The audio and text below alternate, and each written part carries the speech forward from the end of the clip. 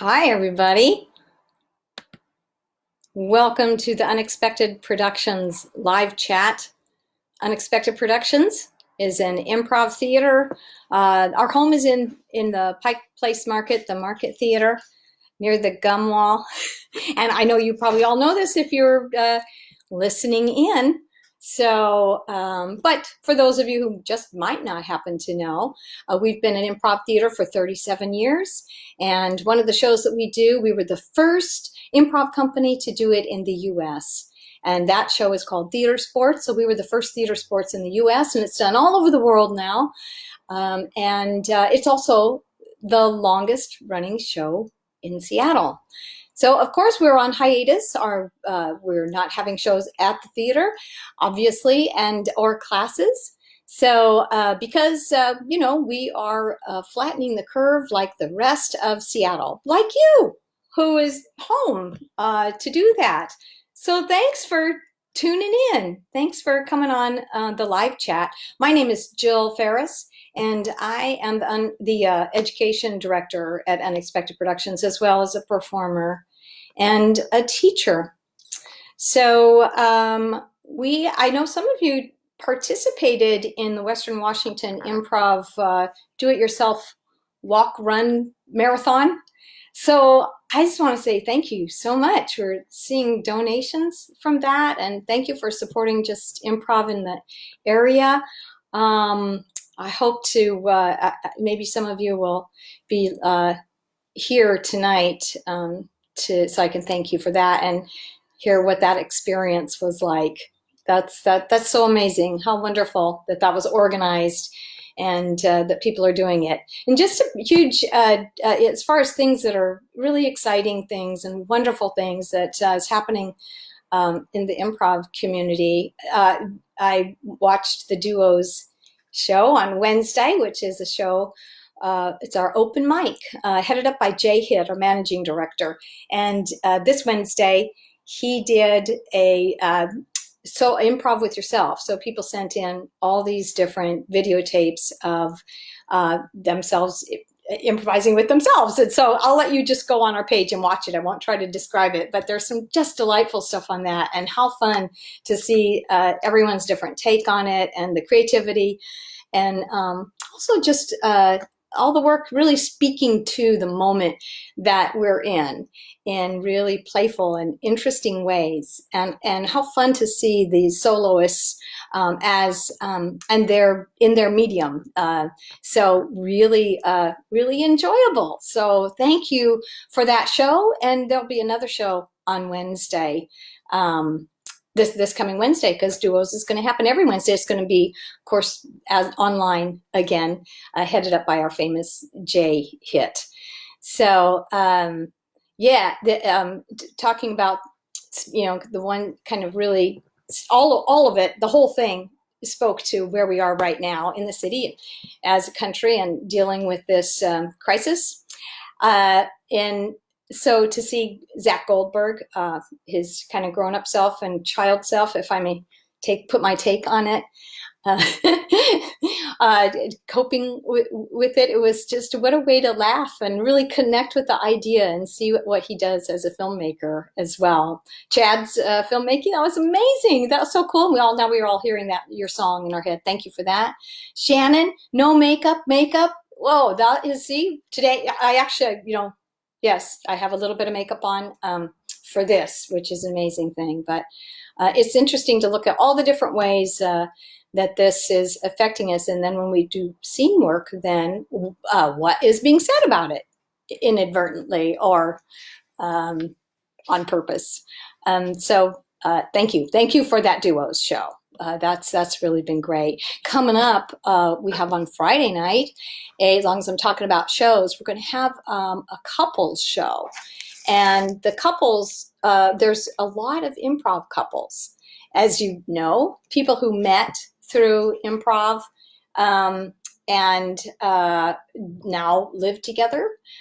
We've got roommates also, people that are just roommates that do improv together. So those folks that are already living together, they'll be coupled in a pair, and you'll see some scene work between the two people and go from pair to pair. Randy Dixon's going to host it, and that's our Friday night 7 o'clock show. And you can find it through our Facebook page and our info. So that's something to look forward to.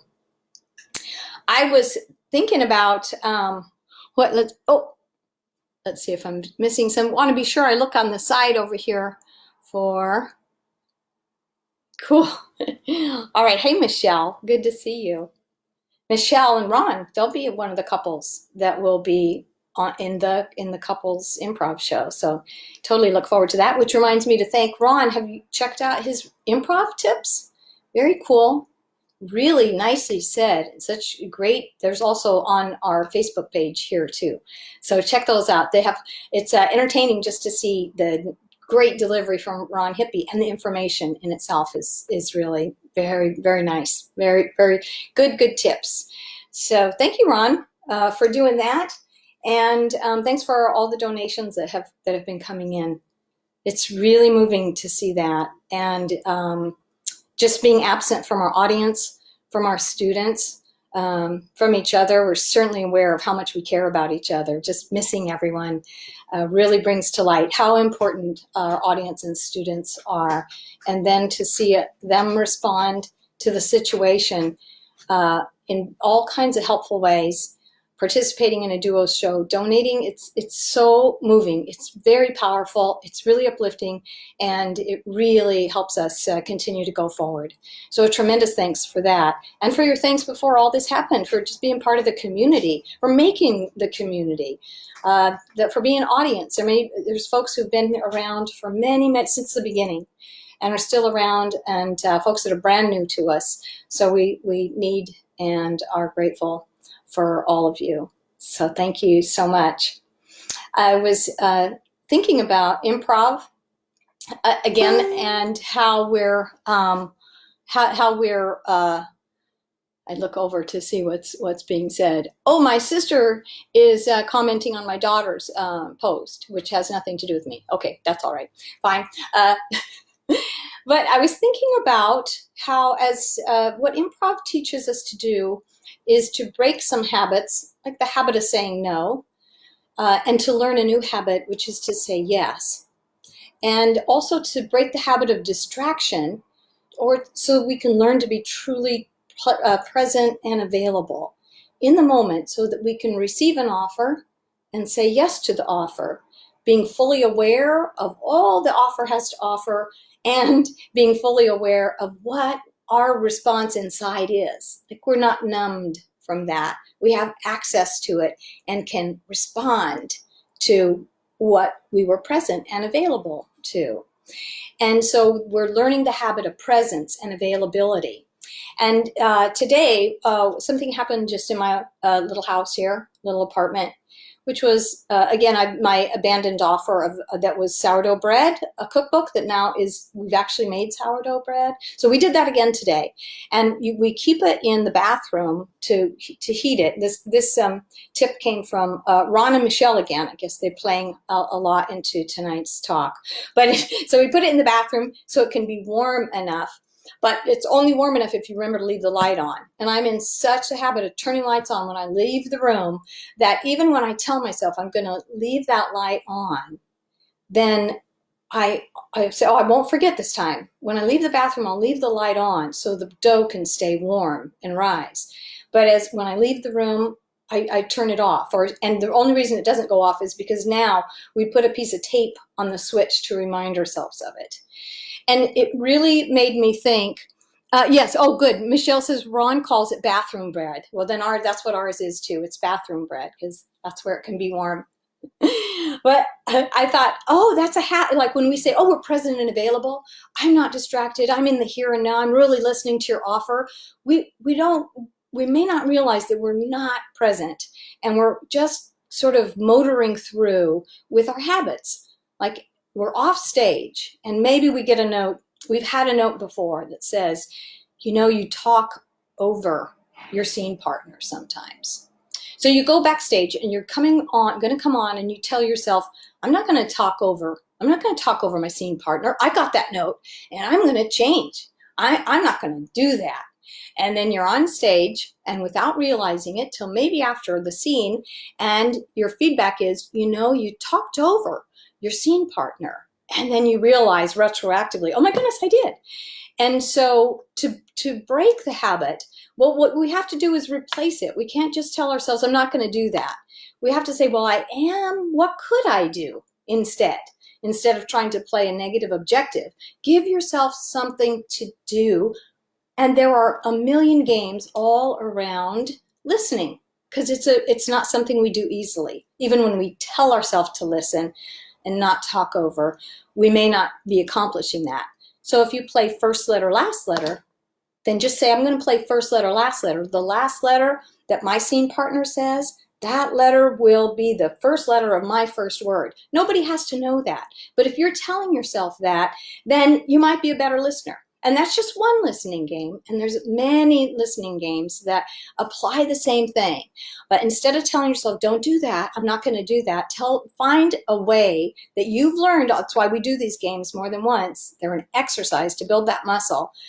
Pick one out and see if you play that. Don't tell anybody. It's not what the scene will be about. It's just a way to focus yourself on improving that one thing that you may have been getting a note about, instead of just walking around with your habits and maybe turning off the light when you really hadn't wanted to do that. I'm going to peek over here. Yeah. Oh, hi, Sheila Goldsmith. It's great to see you, hear you, whatever the vernacular is for this situation. Oh, cool. Okay, here's a question. What are some improv games that we can play with our families during the shelter? All right, improv games to play with your family during our shelter. I think any improv game you can play with your family, right? Let's see, word at a time is great with an expert. So you can, well, it depends on how many of you are there, but you can have two people speaking word at a time, the other one asking the question. You can do a pop-up storybook where people are in the position that's the picture on the page, and one person is the narrator and reads those. I wonder if any are particularly applicable to our staying home order. I don't know. It seems like all of them could be played. That's a pretty generic answer. If something else comes to mind, I'll think of that while we continue. But it is nice to know these games, isn't it? Something to do with your family if they're game for it, or something to do with each other.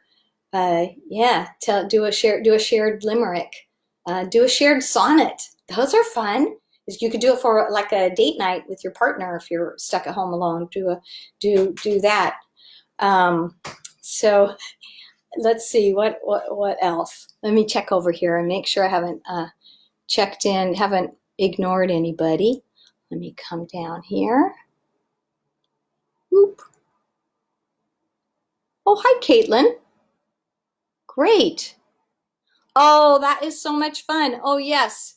Caitlin says Mind Meld is a good one that my husband and I play. So that's Caitlin and Robert, who have been students and supporters of the theater for a while now. And Mind Meld is where you go 1, 2, 3, and then say a word. You just haven't thought of it.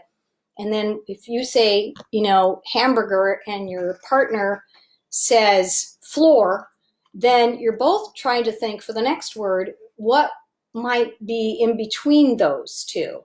And I'll wait for Caitlin or Robert to tell me what word that would be. Hamburger, floor. I don't know. Accident. That if you both said accident at the same time, then you're done.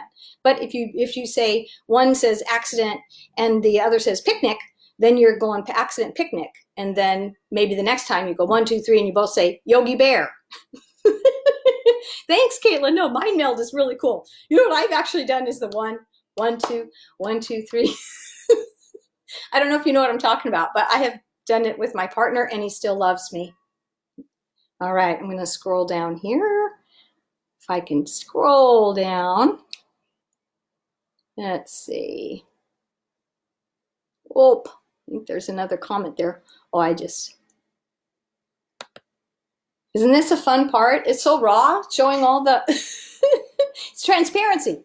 All right, this is not your slick business here. This is you and I figuring this out, me figuring it out, and you exercising some patience. So thank you for that. Cool. And there's, all right. Oh, cool. Caitlin says, on Hamburger and Floor, we both just played, that's she and her husband Robert, and got ketchup at the same time. So the moral of that story is Robert and Caitlin should stay together. All right? No. If you don't get the same word, but it doesn't mean anything, it means you still stay together. Right? Cool. Yeah, that's a nice one. That one's really fun. Oh, you know what? I think for being around home, if you, I just pick up an object and describe it, like Ron's tip, actually, look at things and really describe them that are around your house. And it'd be interesting to see how you would describe something versus someone else in your family picks up something else and what they tell you about it. And in a way, you'll know the object in from their point of view and from who they are, which could be a new story for the objects in your house. So let's see, what else was I thinking about that we could chat with? I'm just wondering if there's any other tests that you have for yourself to see when you're present or not present.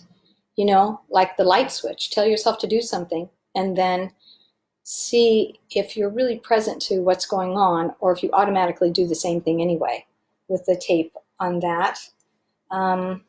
Just looking over my notes here. Oh yeah, I was thinking about our stay-at-home time and the kind of the things that it offers up. And I know people are already doing this, but I want to toast you if you already are, encourage you if you haven't already, but to maybe look at some stuff that would help you as a performer or an improviser, some reading that you wanted to do for literary genres, watching movies. You could do a whole style deep dive during this time. And then it's fun. Whatever you're reading or watching, you can use that to play a style. And I think particularly for movie watching, you can also look at for character work, for looking at how is a scene set, what are transitions. Just look at it with that sort of aesthetic distance to see how if I watch this as an improviser, what am I learning from it beyond the style, but just in the all of the things that we use, like character and story, transitions, the place. Why did they pick this place and not another place? How is it staged? How are they moving around? So what a great time to get to kind of work on some of those things that are just available to us, and we're probably doing anyway. I mean, right?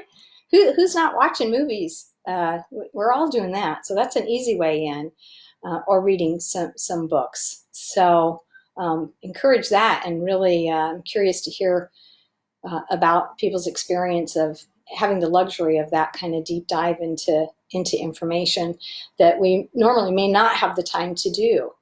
So, and the other thing that leads me to want to say is, as far as having time, there's a lot about Zach Goldberg, Zach, did you hear me say thank you for your duos scene with yourself? I was inspired by that. That's really nice. So thank you for your filmmaking. And he says he's can't wait to do a scene in the style of Tiger King. Yes, yes. Don't use live animals though. Yeah, and Ron wonders what the last movie I watched was. Oh no, it's Michelle. Oh yeah, Michelle's saying Ron wonders what the last movie I watched was. And so we have been watching Buñuel films, so which is Spanish director, and so the last one that we watched was Exterminating Angel. No, it was Well, what was it, Joe? It was the one where they can't leave the house. Gee, I can't remember the name of it, but it's really amazing. But also a Buñuel film, and he's really fun to watch. His stuff can be very surreal. Some of it does very odd things, like a replay of a scene. You don't know why it's happened, but to think, look back and think, whoa, where is that coming from? What was the last movie called? Exterminating Angel. Oh, that was Exterminating Angel. Yes. Okay, that was, yeah, that is 1962. Okay, 1962, Exterminating Angel. Yeah, and if you're interested in like a parallel to Harold, the three last ones. What are the three last ones, Joe? The Moon, Phantom Liberty. Phantom Liberty. Discreet Charm of the Bourgeoisie. Discreet Charm of the Bourgeoisie. And Milky Way. And Milky Way. And those are very interesting, especially Milky Way. That was the one, or no, the one before Milky Way. Not Discreet Charm, but what was the third one? Phantom Liberty. Oh, yeah, Phantom Liberty. Phantom Liberty by Buñuel. I encourage you to watch that one for Harold kind of transitions and sort of not a linear narrative at all. But very, very interesting things. Yes, that was a long answer for your question. Leah, yes. Yes, Leah says, all I think of when I hear Buñuel is gross eyeballs. And yes, you look up Buñuel, look up eyeball, and you will know what she's talking about. Indeed. Yeah. Yeah, cool. So, yes, those have been really a fun deep dive. Mary Powers. Hi, Mary Powers. How did you first get your career started as an improv performer? How did it happen? Well, I promised myself I would do theater as a very young person. And so that was a promise that I knew I would keep. And life took a different path, a really wonderful one that I just really dove into and loved. And that of being a single parent, loved that. And then when my daughter was old enough, I felt like there's a little more room in life. I'm going to take theater classes. I happened to be at a theater sports show, and they said, we offer classes. So I said, well, I'll do an improv class, and then I'll do real theater classes. But I became enamored with the craft, and that was the beginning and end of my story. And I became a company member, took all the classes, became a company member in '92. And then later the associate artistic director, later the education director, teaching, performing. So it just was one little, I think I'll do that. And really fell in love with it, fell in love with the philosophy. That made me want to commit myself to it because it had a greater meaning to me, a great way to spend time, an important way to spend time. And it made it easy to pursue it. And just by saying, that opened up more and more. I had 2 jobs for a long time. When I let go of one, more was available. So yes, that's how that happened. And all with Unexpected Productions. I'm lucky I live in Seattle, and lucky, to be able to discover this wonderful company. So cool. All right. So Buñuel, movies. Oh yeah, I'm going to talk about movies because that's a way to improve ourselves while we're spending this time. Oh, and I was also saying that folks that are working from home, it's not like you don't have the day off. You still have to work from home. I know that's a lot of people. And there are people doing that and taking care of their kids. And those are each one of them is a full-time job. And so I just want to really, there's so much out there. How do you spend your time and do this and do that when they have no time? Parents who are also working from home. So none of this applies to you guys. You guys get to just kick your feet up and drool at the end of the day. Nothing productive, nothing to improve yourself. Okay? That's my professional advice to parents who are working from home. Feet up, drool. All right. So there we go. Just a lot about productivity. Sometimes I think we got to keep it in check and keep a reality check and see what other people are up to. Oh my goodness. Speaking of people who are still working, another thank you to all the people on the front line, doctors and nurses and meter maids and grocery workers, all the folks that have to go to work every day, not at home. Thank you so much for that.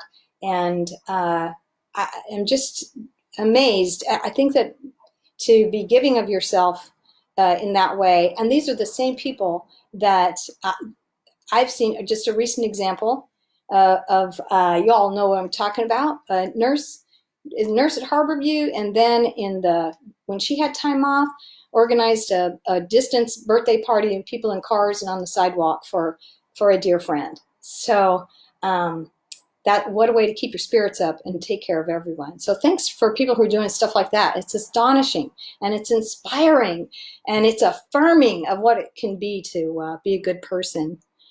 And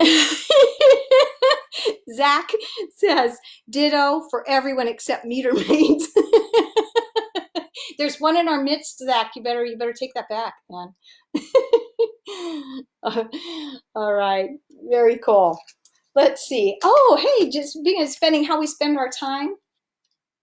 Also, if anyone else has a question, I'll keep looking over to answer something. I'm just filling in when there's not a question, then I jump back to my notebook. So you can feel me in that rush and not allowing a little silence, which is not a good habit as an improviser. Don't be afraid of silence. Yes, unless we know them. That's right, Zach. Right. Cool. Okay, so in this time, something else I've experienced are Zoom gatherings. And I did a Zoom class, which was I learned a lot from that. There's something really nice about seeing faces, but we can't really see eye to eye. So it's sort of a big trust of I'm paying attention to you, and I'm hoping that you know that, and I'm just going to trust that you're paying attention to me. Last night we were in not a class situation, just a Zoom kind of little party, and it was so cool to see the idea of focus, like getting focus, keeping focus, or giving focus away, or when no one really needs to have focus. It's just a moment of a little cacophony of everybody laughing, or people, you can't really hear everybody at once, but just sort of a scattering of things. And then when it settles, and then one person would come out and say something. So while you're doing your Zoom things, take a look at that. Look at when it's like, oh, we're the chorus now. It's not any one voice that matters, but it's all still saying something. And when it is, how do we get focus? How does that guy get focused so effectively? When is it do we let go of it? So anyway, just what I'm learning about classes, and when and how can folks sign up for UP classes? Our in-person classes have been delayed until. Oh, okay, cool. Kent is there. Thank you, Kent. Our classes have been delayed until June. We'll see what's going on at that point. So everyone that is enrolled now, who hasn't told me otherwise, they've been sent the new dates. They are still enrolled in those June classes. If we have to delay them again, then of course we will. And next week there will be online and on social media links to sign up for some Zoom type classes. So those are going to be up next week. We're going to do just some intro to improv tasters, a number of one-offs for folks that just want to get a taste of what improv is. We're going to do improv for intermediate to advanced students, just a few weeks to get workout with that. We're going to offer a genres online on Zoom kind of class. Tony will be heading that up as he has before, but it'll be different. Our sketch class is being moved to an online Zoom class, and Joe Guppy is working that out. Jay is going to do a mime class. So a lot of these are skill building classes. There'll be a storytelling offering as well, and all of this will be on our website and social media next week to sign up for those few weeks. Probably some offerings in May, and then if it looks like June can't happen in person in classroom, then we'll launch some more from there. So that's what's going on with classes. Thanks to Michelle Hippie for that question. And Kent wanted me to remind you that you can see the playbook, or live playbook on the website. Is that what you said, Kent? Yes. Cool. On the website. And PV, hello. And she says Zoom meetings can definitely benefit from some improv tips. Yeah, that whole when is it your turn? Or yeah, can you share? Yeah, it's fun to observe. You can observe from looking at that too. Cool. And also, thank you for offering skill building classes online. Yes, we're excited about that, and it'll be interesting to see what is it's specifically good for and what we learned from that. I think we're all learning in the meantime what the importance of assembly is and being together live. That's the whole point of our craft here, is that it's live, and so it's so wonderful to keep in contact with each other through these means, through Zoom, through pre-recorded things. But boy, we know in our hearts that once we're able to be out and about, and when it's totally safe to do that, that preciousness of a live performance, man, that it has been, the importance of that is very, very vivid and real in this moment. See if there's anyone else to welcome in. I think I said hi to everybody who's come on board. Yeah. Great. All right. Let me look over, see what else. I'm going to go back and just say, for those of you who just came on, that Friday we have a show at 7 o'clock, which will be online, and it's going to be couples. So it'll be Tiffany and Jay, because they live together. They're married. Ron and Michelle live together. Maybe Michael, Bills, and Lindsay. I'm not exactly sure who all the cast is, but all the folks who are lucky enough to marry an improviser or live with one or be roommates with one will be in a Zoom type of show doing some open two-person scene work hosted by Randy Dixon, 7 o'clock. So look to get to be audience in that. And Kent, Magical Kent Whipple, who's just put a link to the playbook right there in the comment section. So Living Playbook Online, says Michelle Hippie. Thank you, and there it is. Awesome. Oh, and Michelle put it on too. Thank you, Michelle. What a team, man. So awesome. Michelle's one of the people working from home and has children. And then she comes and helps me tonight. Thanks a lot. Really appreciate it. All right. Cool. Let's see. Any reports from anybody? Did anybody run today or walk? I know people did, because I've been seeing it all over the place. I don't know if there's anybody here. Thank you for doing that. Thanks for all the donations that have come through because of that. Oh, cool. Zach says, Jill, the duos online was aging twist and watching it. What would you suggest people try to do differently to better match the online format? Wow, that's a question of the day. Michelle says she's also drooling. Good, very good. Wow, that's yeah, I was noticing all the things that were going well in the ways that you were using it. I think it's a big experiment right now. I don't have a ready answer, Zach, to make it a better watch for an online format. There's not, it's, look at other stuff. I think anything that really embraces that what we're doing, that we are just faces to, is very powerful. I've heard of if a suggestion was, if it's like in a Zoom thing,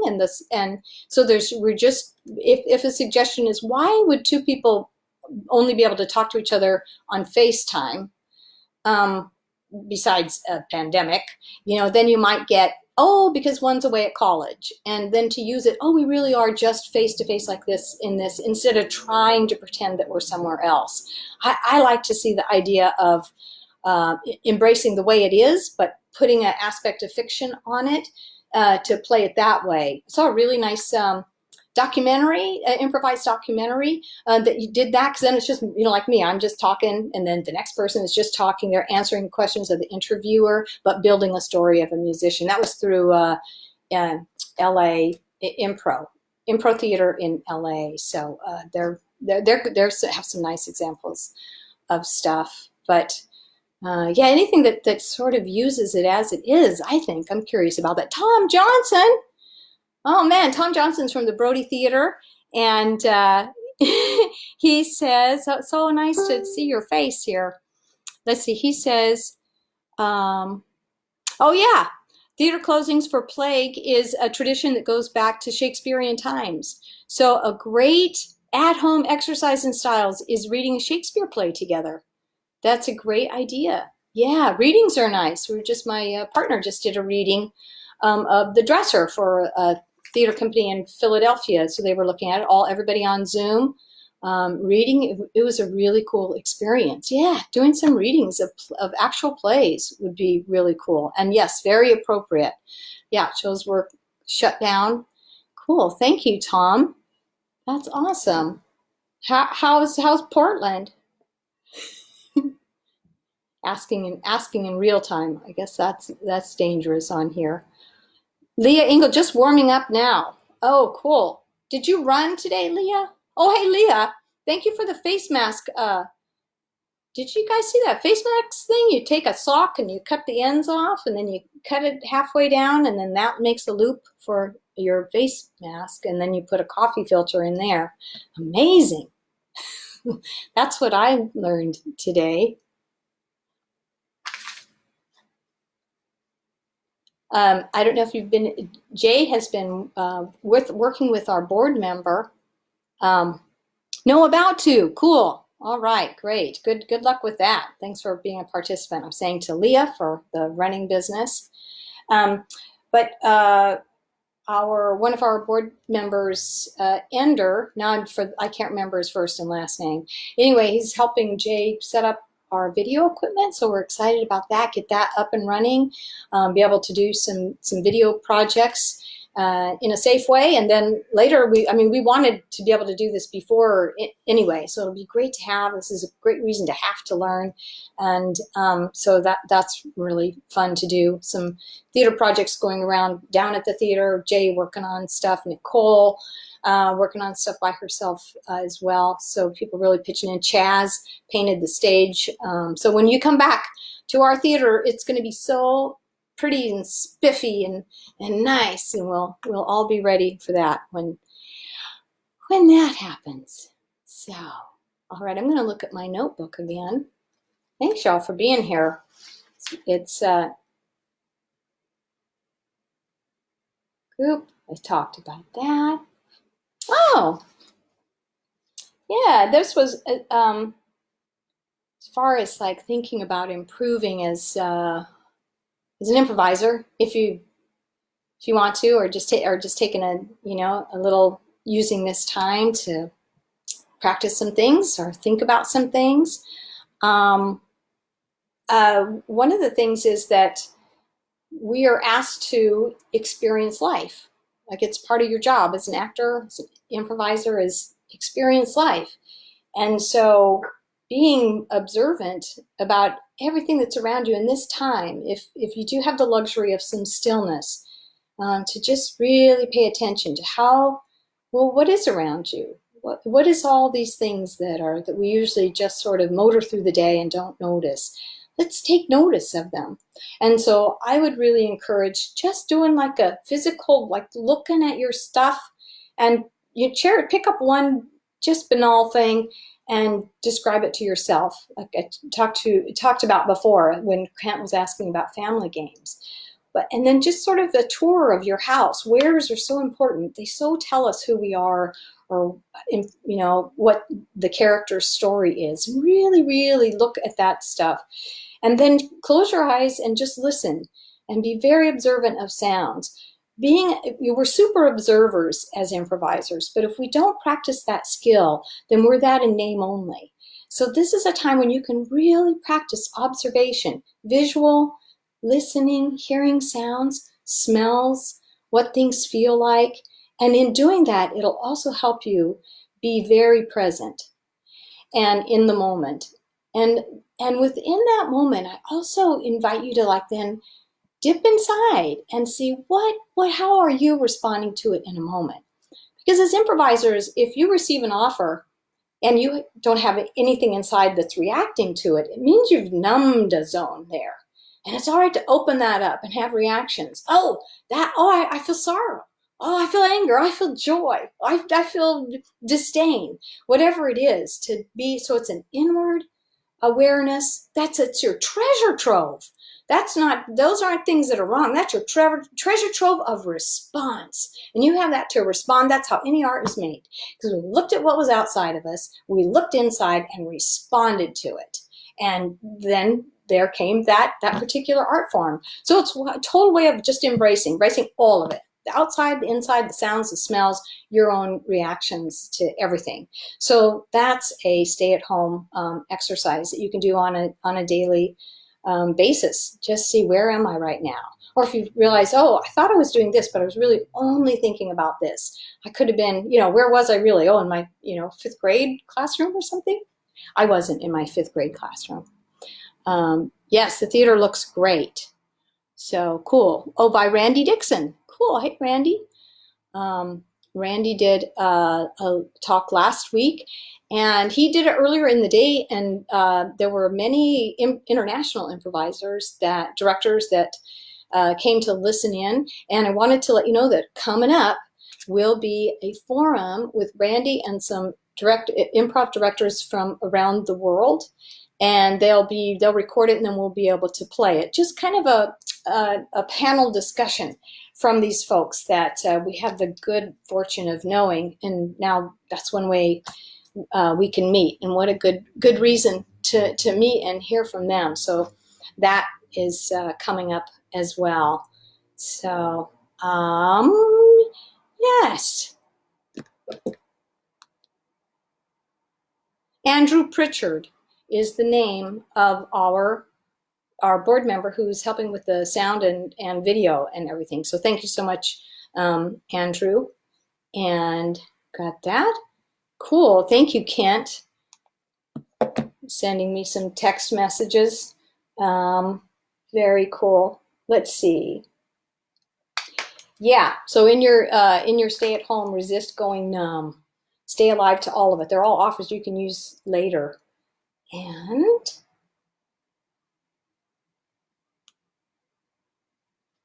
cool, got that.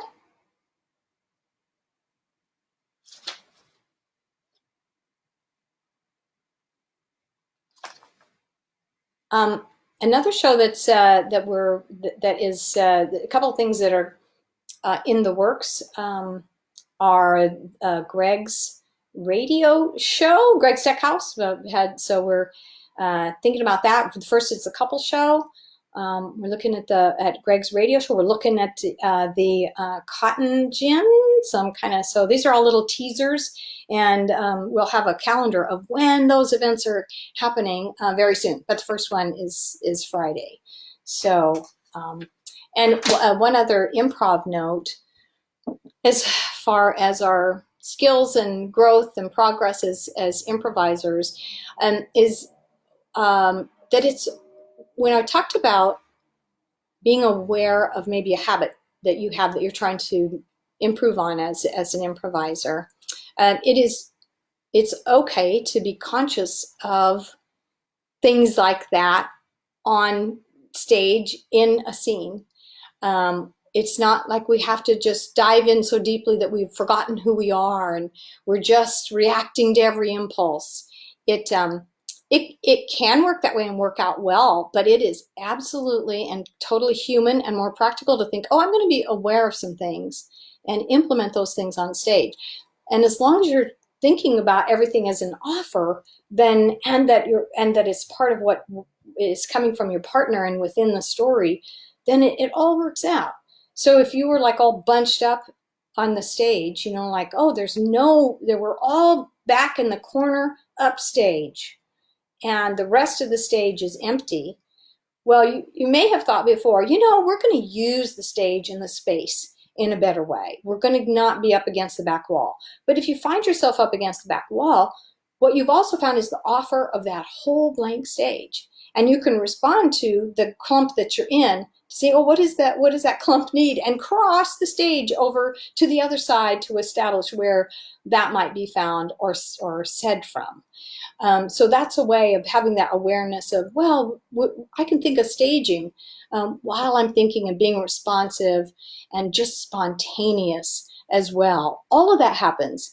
If you get volume notes, you don't just go on stage and just react to impulse and forget all about that. No, you got to keep that in mind. So you're going to be consciously thinking of things as you spontaneously just react. And there's room for all of that. There's room for you to be deliberate with things that need to be taken care of, and to have that kind of just spontaneous reaction and responsiveness that's required in an organically emerging scene. One does not negate the other. In fact, you need them both to carry it all off.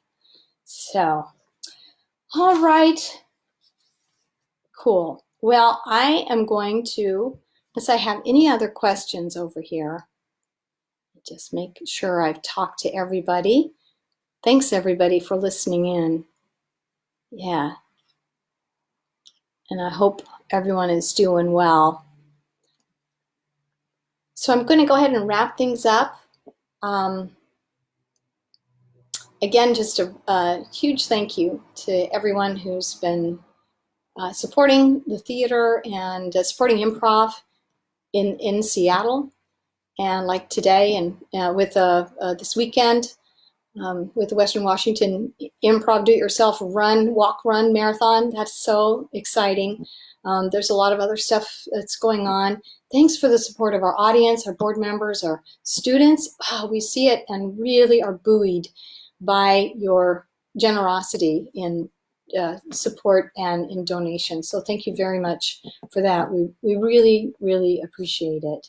And thank you for helping Seattle flatten the curve by staying home, doing these kinds of things instead of something that would endanger us. Thanks for taking care of yourselves, and thanks for taking care of other people. Just looking at all the things in the community where folks are being kind to each other and really supporting each other and the cause in all different ways is very moving, and really gives me hope. So we will be in touch. We'll have one of these chats every Saturday night. It'll be somebody else next time. So, but let me know if you have questions. I'd love to hear your questions and get to talk to you and want to support you as improvisers during this time when we're improvising in different ways. So we, at Unexpected Productions, we fully offer our support toward your development as an improvisational artist in this era. So thanks to everybody that listened in tonight. Have a really great evening. And tomorrow, for those of you celebrating Easter, happy Easter. Or for those of you waiting for the Easter Bunny, yay. Hope the Easter Bunny will come. Happy belated Passover. And just happy spring, everybody. Happy spring. The flowers are still blooming, right? That's still happening. That big pink moon still came out, ignored everything, said, I'm coming out anyway. So cool. Yes, you could email questions to me. Absolutely. That was a question. I'm Jill at unexpectedproductions.org. And if it's just about your personal improv growth, even, it doesn't have to be like a business question or about classes. I'm happy to respond to those as well. So thank you so much. Have a great night. Happy Easter. And I will. Thanks. Oh, thanks to you too. Okay. All right. Good night.